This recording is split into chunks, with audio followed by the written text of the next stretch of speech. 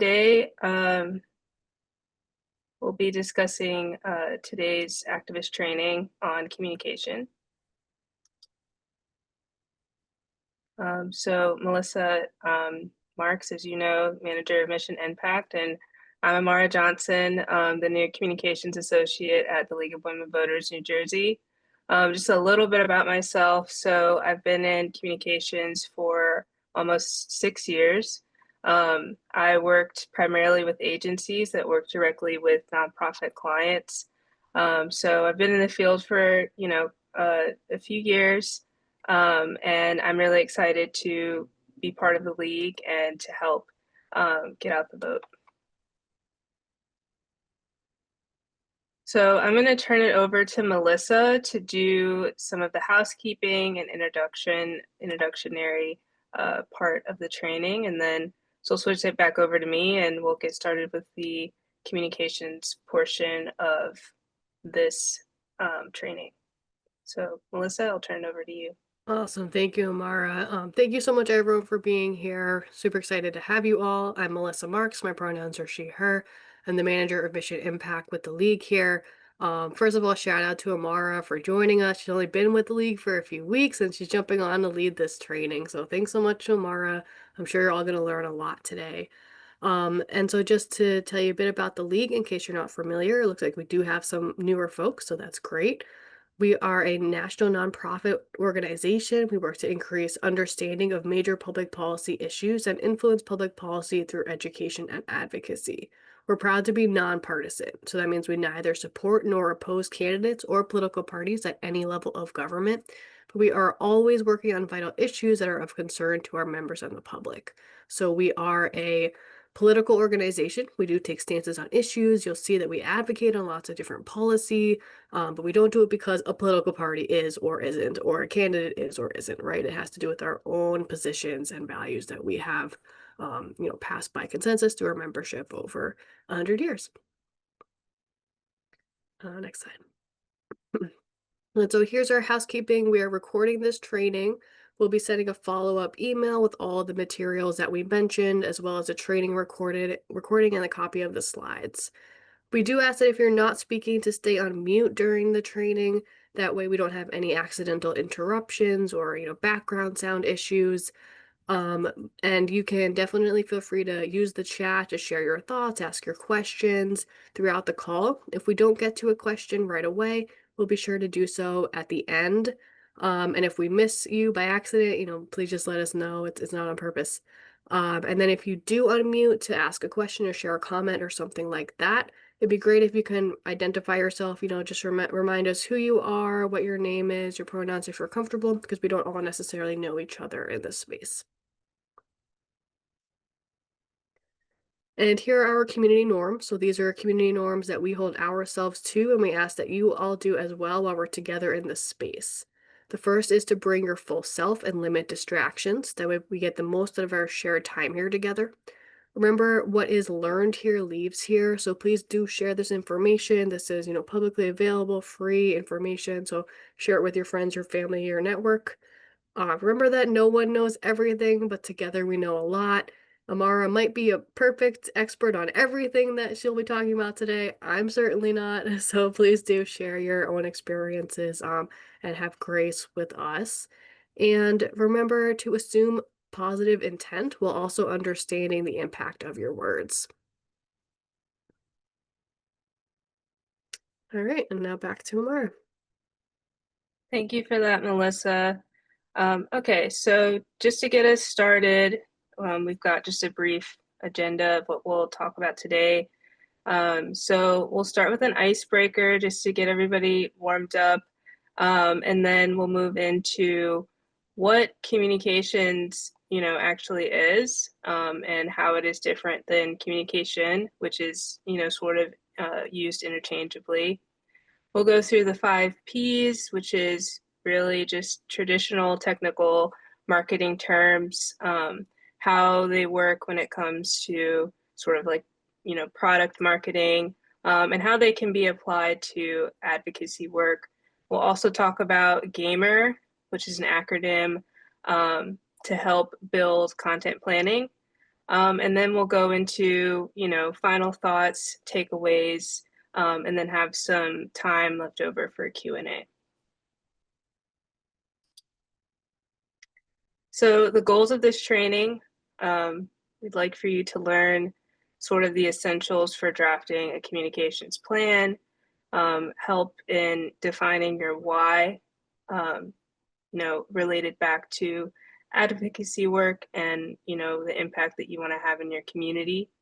And then also to apply some actionable frameworks for creating messaging. So this goes back to using the 5 Ps and using Gamer to really kind of think through your campaign and how to get started. Okay, so for our icebreaker, we have the 6-word story. So this is inspired by Ernest Hemingway, who's a very well-known author.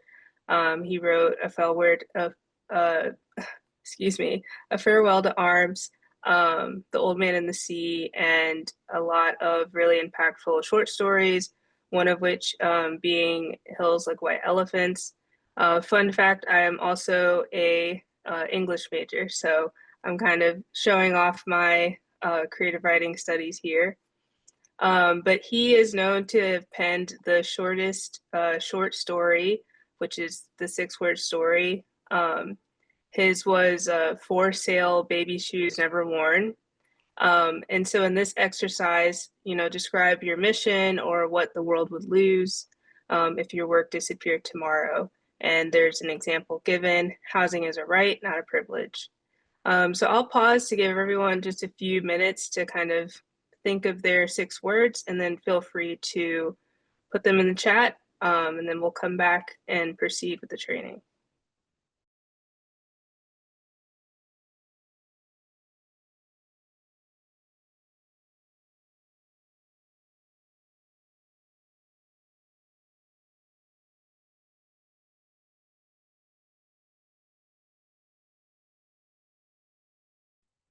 Six words is hard. That's so few words.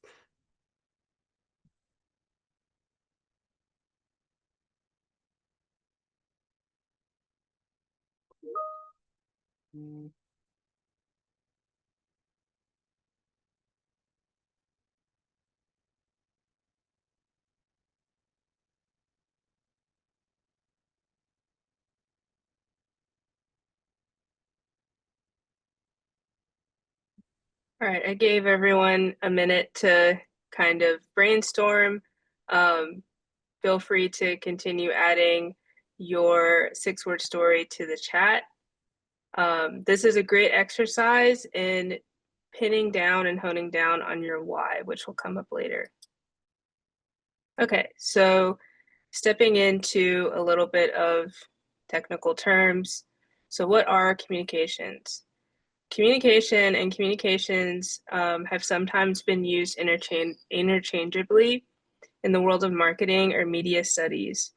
So when talking about communications, it is a technical term referring to the act of mass communications or using systems and technology to send and receive messages from the public.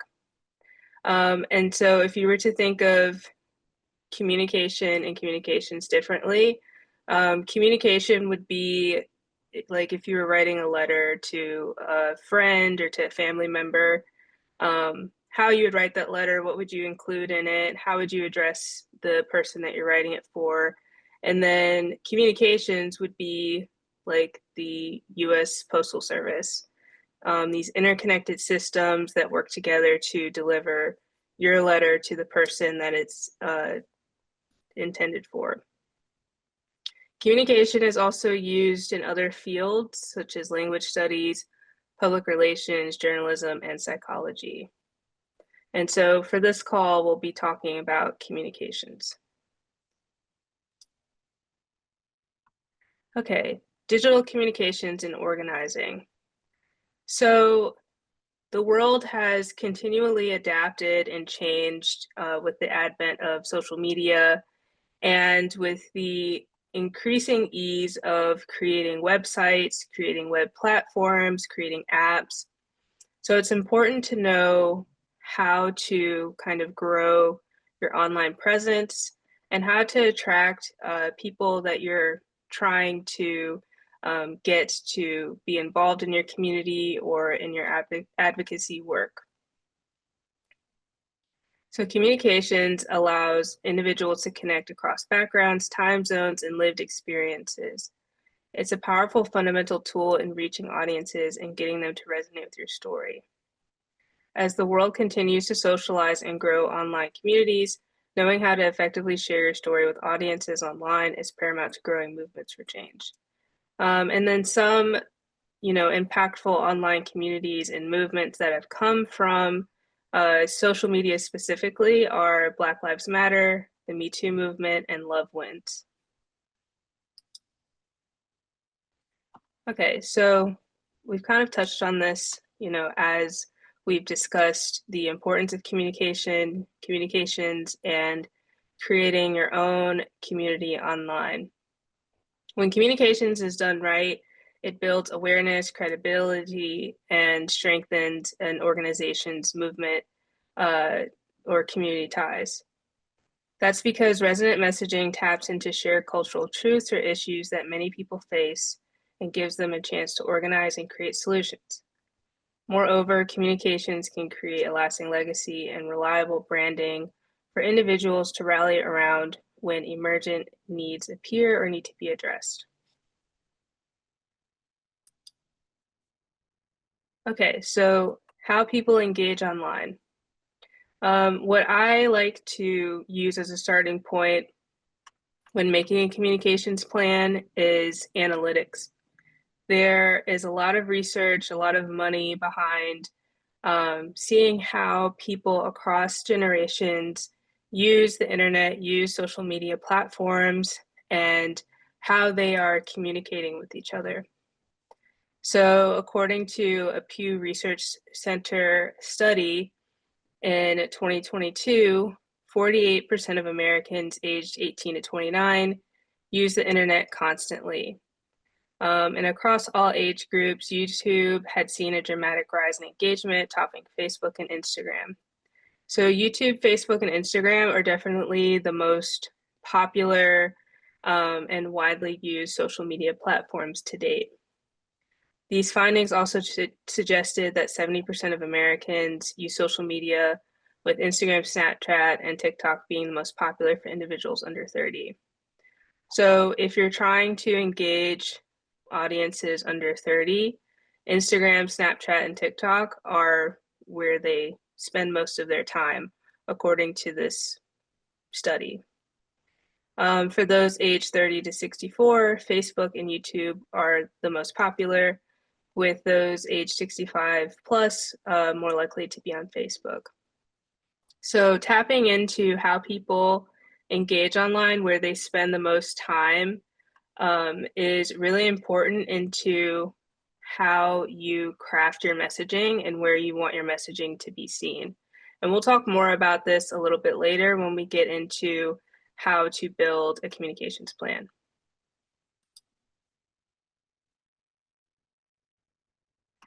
All right, so a little bit of a break from, the information dump. So drop in the chat one advocacy campaign or post that made you stop scrolling. Why did you think it was effective, and what platform were you on? So an example I gave was Dove's Crown Act campaign. And I think this campaign has been going on for a few years now, but I remember seeing it on TV and it was so impactful to me because it talked about hair discrimination, and it also talked about how they were trying to, bring more protections for African Americans, for being able to wear their ethnic hair without fear of discrimination or job loss, which unfortunately is a pretty prevalent reality for people. I saw the first, sort of campaign ad from this that I saw was on TV, but I've seen recently that they have done a lot of partnering with LinkedIn, and they have done a lot of feature stories on Black business women and entrepreneurs. So they're clearly, aligning themselves with a platform that has people who, are um, entrepreneurs or who are looking for other professionals to connect with to make sure that their campaign is in front of the people they're trying to inspire.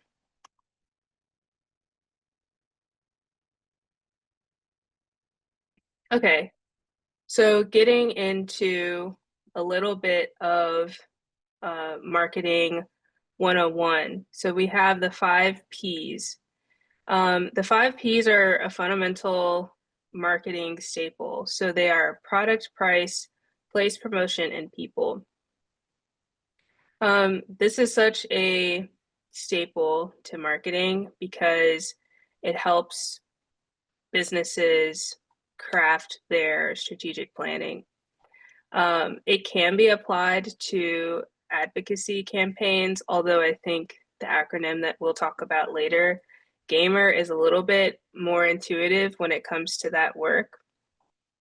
But as you can see, I've applied, the 5 Ps to the league's work. So they can be used as a starting point when you're trying to build a communications plan. It says here, utilizing the 5 Ps can be useful in mapping out how individuals will respond or interact with the communications you're trying to develop. It can also help with scale, building smaller grassroots movements into larger organizations. And that's the key to creating a communications plan is that growth aspect. Once you figure out what your messaging is, who is going to be impacted or who you want to take action from that messaging, and then where to reach those people, you start to get engagement, and from engagement, you start to get growth.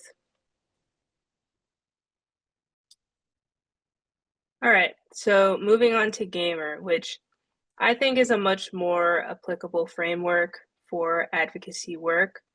So GAMER stands for Goal, Audience, Message, Eyes, and Results. And to really kind of break this campaign down, I will be using the league's campaign, People Powered Fair Maps campaign, to really kind of unpack how to build a communications plan at each step.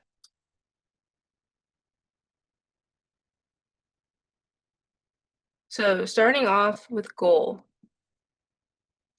So when thinking about creating or, making your goal for your communications plan, ask yourself, what are you trying to achieve? We talked about this, or you might have touched on this earlier in the icebreaker when crafting your 6-word story, but try and zone in on the why, the purpose behind your plan, the purpose behind your work. If there is a need in your community, if there is a story, maybe a family that was affected by that need, or a set of circumstances that is deeply personally impactful, try and pin those down and use that to inform your goal. So the goal that you set is going to be really at the heart of your communications plan. So using the People Powered Fair Maps campaign as an example, the goal for this campaign is to create fair political maps across all 50 states. And, this work involves a lot of different moving parts. One big sort of issue with redistricting is not having very accurate census data. So getting more accurate census data where there are more people represented allows for, fairer maps and fairer representation. And so at the core of this campaign, the why is everyone deserves a right to fair representation in government. Okay, so moving on to audience. So who are you trying to reach? And a lot of times this can be informed by your goal. So if you're trying to get out the vote for younger people, because you don't see a lot of young people voting, or there is a really low turnout percentage for that age group, then that will help inform the rest of your communications plan. Outlining your audience, get very granular. So what age range are you looking at? What location, education level, background? The more information you have, the better. And that's where doing some research can play a really important role.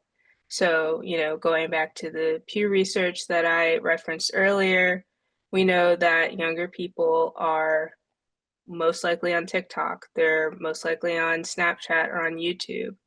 And then thinking about how that content is presented, which is usually through video content or short form content, you can start to kind of think about how to craft your messaging and what sort of tools to use to get your messaging across.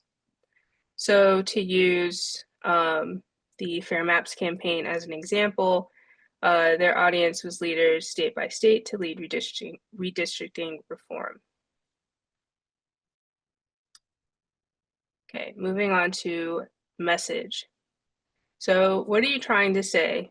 And this is going to look a little bit differently than your goal, because this is where you take your goal and you take your audience and you craft sort of your story in a way that is going to gain your audience's attention. So it says here, once you've got your goal and audience down, it's time to make a call to action your group can rally around. When posting online, consider creating a hashtag, campaign tagline, or a catchy phrase you can add to social media posts, emails, or text messages that inspires and communicates your goals effectively. So for the Fair Maps campaign, they created a hashtag. So we've got Fair Maps, Map Our Future, and Gerrymandering Now, and Power to the People. And these messaging taglines and hashtags are, one, they're very clear about the goal of the campaign, but they're also empowering, especially Power to the People. They take into consideration the goal, which is getting all 50 states involved. They take into account the audience, which, community leaders, policy leaders, and they also put forward a message of empowerment and sort of a rally cry to get as many people on board as possible for getting this work done. So again, when thinking about your message, put together your goal and your audience, and really try to cater it to how and where you're trying to reach people. Okay, so eyes. So this is where, getting really into the insights from your research are helpful. So what are the best platforms for viewership? Or how do you get eyes on your campaign? So, using the example earlier, if you're trying to get young voters involved, maybe using video content, trying to get them on YouTube, Instagram, TikTok, is the best way to get your message in front of them.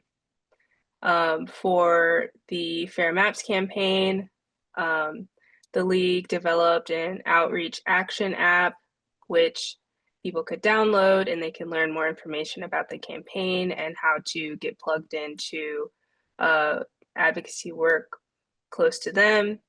There was voter contact efforts, rallies, a ton of social media posting, branded email, press relations, and national partnerships. And of course, the league is a very large organization with, the budget for all of these different types of platform outreach, but you don't have to have, a huge marketing budget to have an effective campaign. It's really just about being strategic with where you place your messaging and where and how you cater your messaging to make an impact.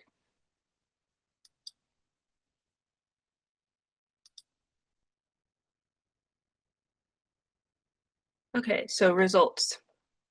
So what results are you hoping to achieve? And this is a little bit more granular as far as outcomes go. So what results are you wanting? These can be traditional key performance indicators like views on an email or engagements on a post, or they could be more general. They could be, how many more people attended your event, or how much feedback are you getting from people? Are they talking about your event? Are they talking about the message or the ad or the flyer that you shared? That can be, a result that you're wanting to see. Are people talking more about the issue that you're bringing up? That could also be a result that you want to incorporate in your communications plan. So for the Fair Maps campaign, I wasn't able to get sort of like the overarching results, but like from the start of the campaign, but the results so far are over 1.4 million people engaged, 24 redistricting lawsuits, 3.6K virtual and in-person events, which is an insane amount of organizing, 2.4K partners engaged, and 6 states with greater transparency, and 5 maps submitted. So fair maps submitted and implemented into policy. So that is a huge amount of impact. I believe that the Fair Maps campaign is an ongoing campaign, so it's continuing into today. So still a lot of potential for even more engagement and more policy work to come. Okay, so now we kind of have like a full circle moment where we, remember the 6-word story that you did at the beginning of this call, and really, think about your why and stay true to it. Stay true to why your work is important, why it is necessary for your community, and use that to fuel and be the core of your communications plan. It is easy to get lost in the weeds, whether that is, looking at and wanting specific results, or, wanting to post on, one platform versus another. But what's most important to any communications campaign and what makes it the most effective is speaking to a cultural truth and fostering genuine human interest and connection. Okay, so some final thoughts and some homework for everybody. So final thoughts, communications are a powerful tool for change. Refining your plan can unlock unlimited opportunities for you to drive impact in your community. Again, as I was saying earlier, use Gamer, use the 5 Ps to get started, to really chart out your work and how you want it to resonate in your community. And, see how far you can go with it. See what you gain from using these technical tools. And as a homework assignment, practice Gamer on your favorite advocacy campaign. So I mentioned Dove's Crown Act campaign earlier. You could practice Gamer on that, act like you're part of their team, and how would you, set your goal, how would you decide to get eyes on this campaign and what results are you looking for? You can also try it on maybe an active issue ongoing in your community now, and how would you talk about it? How would you want the messaging for that to come across? What platforms would you use? It doesn't have to take that much time just to get started. You could, take 10, 15 minutes and just write out your thoughts and see, what you come up with. Okay. So now we have some time for a Q&A. Melissa, how would you like to do this? Should I just pick questions in the chat, or is there sort of like a voting process? Yeah, it's however folks want. So, first of all, thank you, Amara, for sharing your expertise. I hope that this helped folks think about how they can implement these to make their own advocacy campaign stronger. But while you have Amara, ask her questions. She has got a lot more knowledge than she, just shared on this training today. You can either raise your hand, you can just unmute and start asking your question, or you can put your question in the chat and I'll read them out for everyone. So yeah, please go ahead and ask your questions.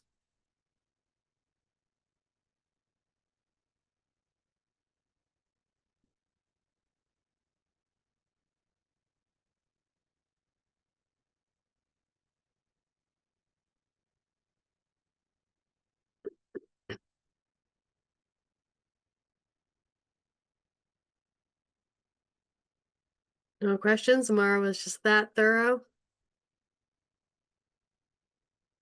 I have a question for folks too. Oh, here comes one. What is the most effective method that you've seen? Catherine, do you mean, can you elaborate maybe to reach folks? Okay. Does that help, Okay. Amara? Yeah, that's a great question, Catherine. Thank you. Um, so I would say that it really depends on the campaign.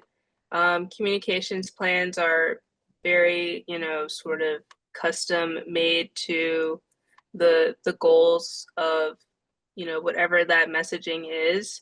I will say that there have been very effective campaigns on TikTok.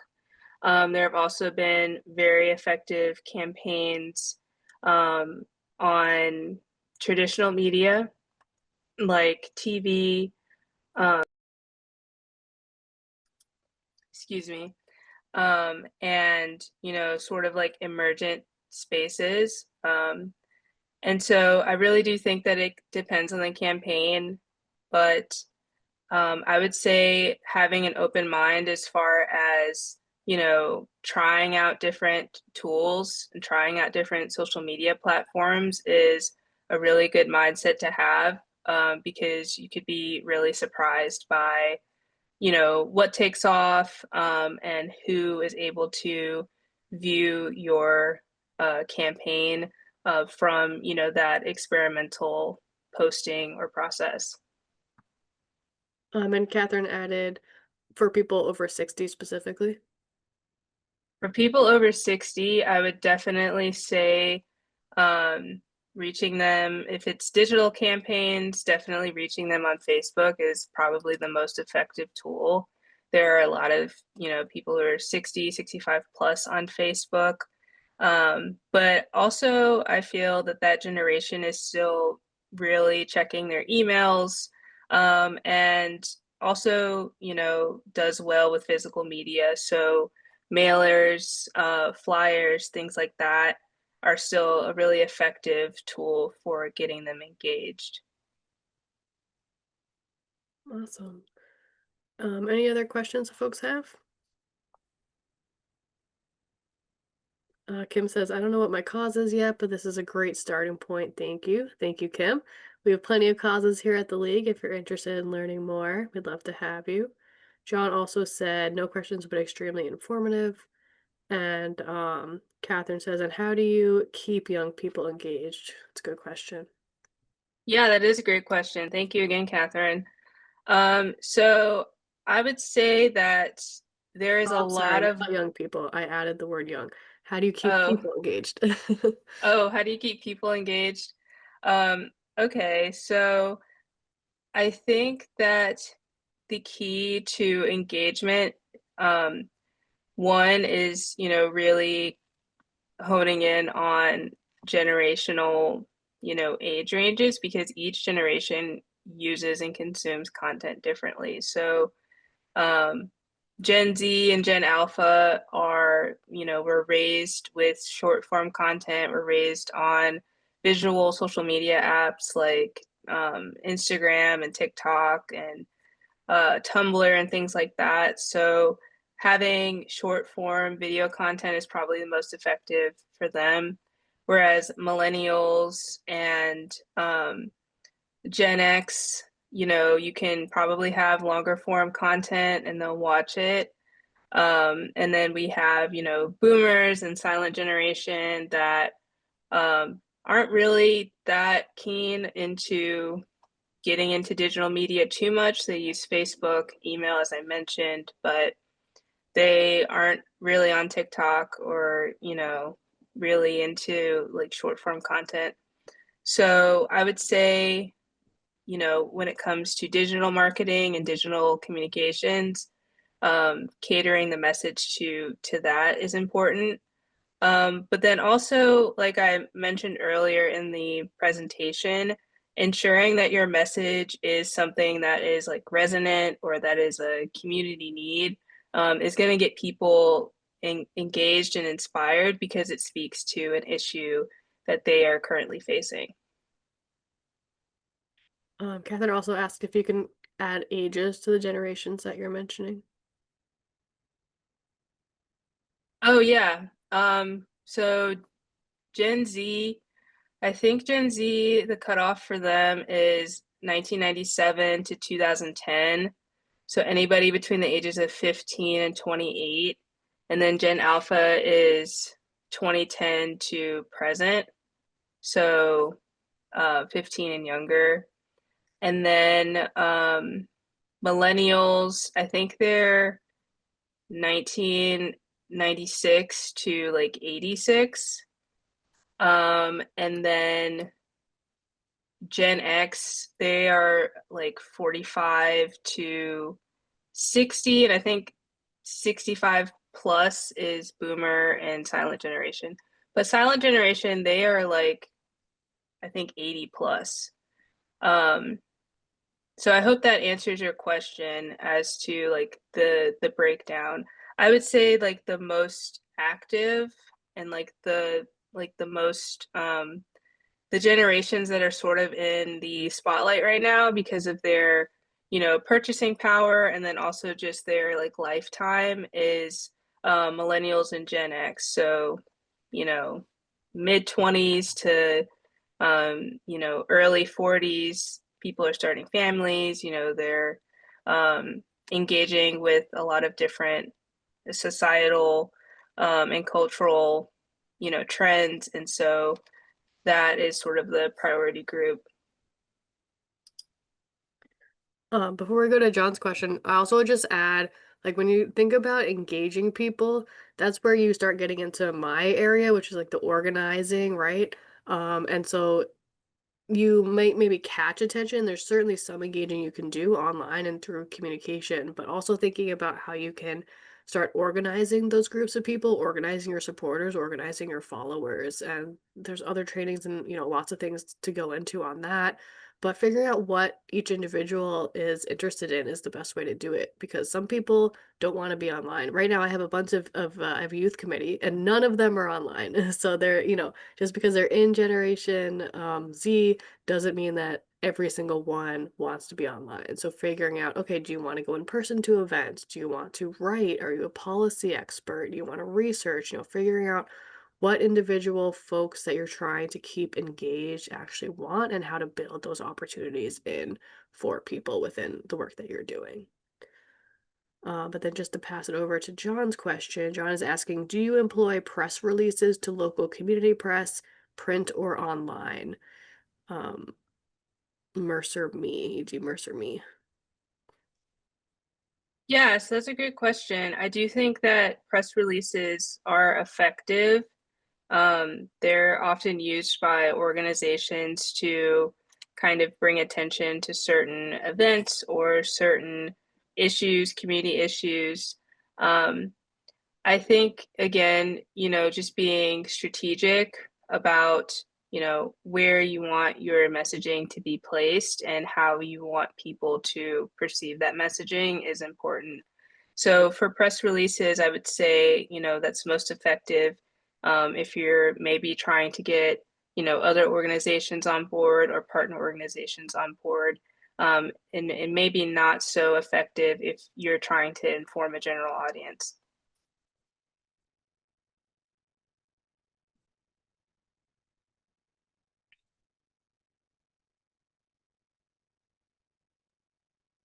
You're welcome.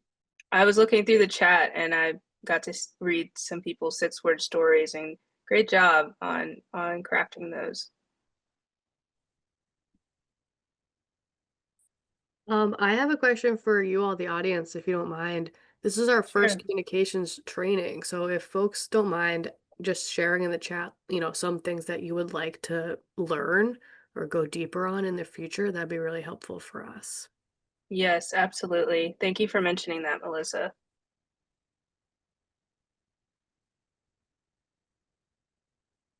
Yeah, any other questions, let us know. Otherwise, we'll let folks tell us what you want to learn in the future, and then we'll let you go. Yeah, I would absolutely love to hear people's thoughts. I think this is going to be an ongoing series, so feel free to let me know what topics you'd like me to cover. If you'd like me to go deeper on different platforms or media forms of media, just let me know. Then I'll just go to the last slide. Thank you so much, everyone.